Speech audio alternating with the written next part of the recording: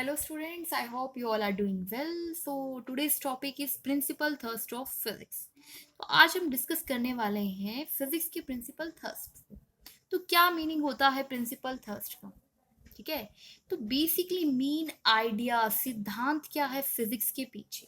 ठीक है, फिजिक्स को पढ़ने के लिए किन किन सिद्धांतों को हमने डिस्ट्रीब्यूट किया है, जिनको हम क्या करते हैं, प्रिंसिपल्स को फॉलो करते हैं। There are two main principal, first one is unification, second one is reductionism. तो वन बाय वन हम डिस्कस करेंगे यूनिफिकेशन क्या है, रिडक्शनिज्म क्या है। Fine, let's see. हाँ जी, unification, firstly we deal with the definition. It means attempting to explain diverse physical phenomena in terms of few concepts and laws.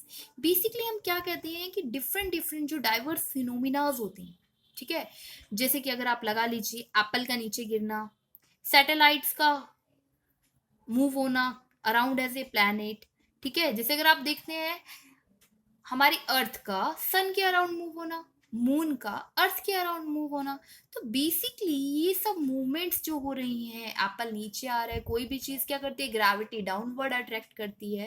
तो ये सारे प्रिंसिपल्स, ठीक है, ये डिफरेंट डिफरेंट जो फिनोमिनास थे उन्हें हमने एक ही प्रिंसिपल से यूनिफाइड कर दिया, दैट इज ग्रेविटेशनल लॉ। हमने बोला कि ये सब प्रोसेसेस किसकी वजह से हो रहे हैं, ग्रेविटेशनल लॉ की वजह से हो रहे हैं। तो हमने उनको क्या कर दिया, एक ही कैटेगरी में सिंबलाइज कर दिया। यूनि मतलब एक, ठीक है। तो ये जो डिफरेंट डिफरेंट फिनोमिनास थे इनको हमने अटेम्प्ट किया, कोशिश की हमने कि एक ही में हम इसे क्या कर दे, इन्वॉल्व कर दें, और हमने ऐसा कर भी दिया। तो फिजिक्स का जो मेन प्रिंसिपल है दैट इज यूनिफिकेशन। हाँ जी, नेक्स्ट वन इज रिडक्शनिज्म। क्या होता है reductionism? Let's firstly focus on the definition. It means attempting to dive the properties of a bigger, more complex system from the properties of its constituent simpler parts. Basically हम क्या कर रहे हैं कि अगर हम एक बड़े सिस्टम की, और वो काफी कॉम्प्लेक्स सिस्टम है, उसकी प्रॉपर्टीज को जानना चाहते हैं, we want to know about the properties of the that complex system, तो हम क्या करते हैं कि उसके बहुत छोटे से सिंपलर पार्ट्स की प्रॉपर्टीज को जान लेते हैं, और उसी से उस बड़े कॉम्प्लेक्स सिस्टम की प्रॉपर्टीज का क्या कर लेते हैं, आइडिया लगा लेते हैं। हाँ जी, जैसे हमने यहाँ पे एग्जाम्पल दिया है, temperature of A bulk system was related to the average kinetic energy of molecule of the system. मतलब अगर आपके पास एक बल्क सिस्टम है, उसके टेम्परेचर को आप जानना चाहते हैं, तो अगर आप उस पूरे बल्क सिस्टम में से एक सिंगल मॉलिक्यूल की एवरेज काइनेटिक एनर्जी अगर कैलकुलेट कर लें, तो आप उसके बल्क सिस्टम के टेम्परेचर को क्या कर सकते हैं, एज्यूम कर सकते हैं। हाँ जी, क्या इसकी प्रैक्टिकल भी एप्लीकेशन है? सोचिए, कोई है या नहीं? ऑफ कोर्स है, क्यों नहीं है।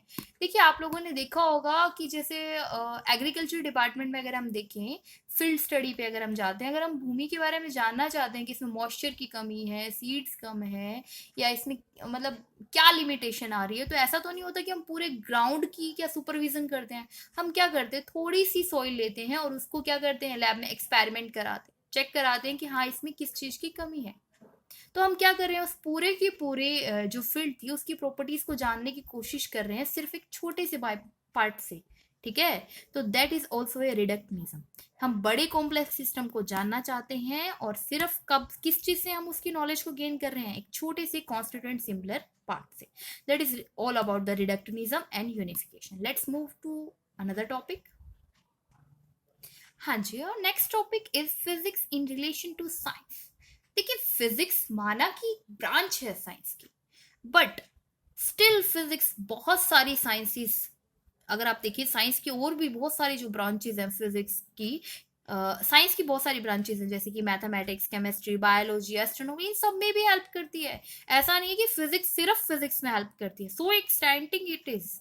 देखिए, मैथमेटिक्स के बारे में देखें तो अगर आप चाहते हैं फिजिक्स को कुछ भी जानना, तो फिजिक्स को डिलीवर करने की लैंग्वेज ही आपकी मैथमेटिक्स है बेटा, ठीक है। Physics is closely related to mathematics and use it as a tool for its development. मैंने फर्स्ट वीडियो में इस चैप्टर को जब स्टार्ट किया था तब भी लिखा था की पॉइंट बना के कि अगर आप फिजिक्स को पढ़ना चाहते हैं तो फिजिक्स को डिलीवर करने की लैंग्वेज क्या है, मैथमेटिक्स है।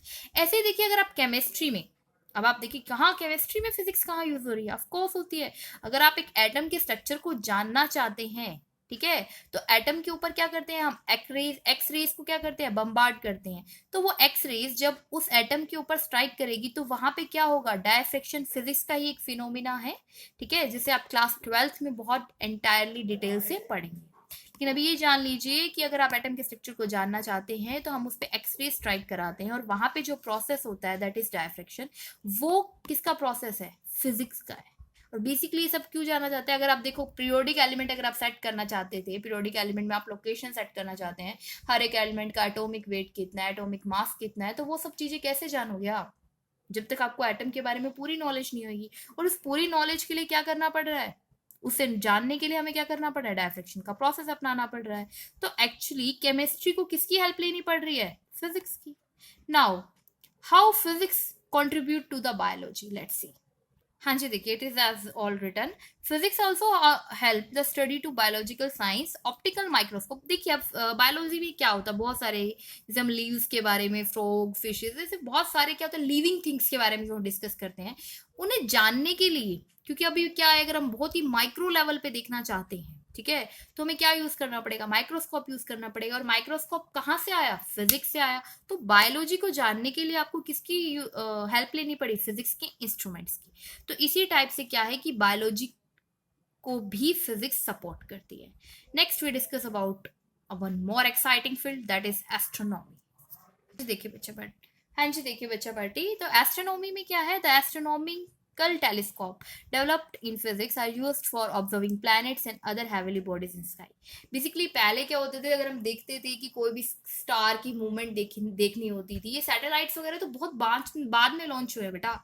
तो उससे पहले क्या होते थे, हम क्या टेलीस्कोप्स बनाए गए थे। एस्ट्रोनॉमिकल टेलीस्कोप मतलब जो एस्ट्रोलॉजिकल या एस्ट्रोनॉम हम देख रहे हैं, जो हम अंतरिक्ष के बारे में जानना चाहते हैं, तो हम उन टेलीस्कोप्स की हेल्प से देखते थे। टेलीस्कोप कौन सी डिवाइस होती है? जो बहुत दूर की चीज को आपको क्लियरली दिखाती है, ठीक है।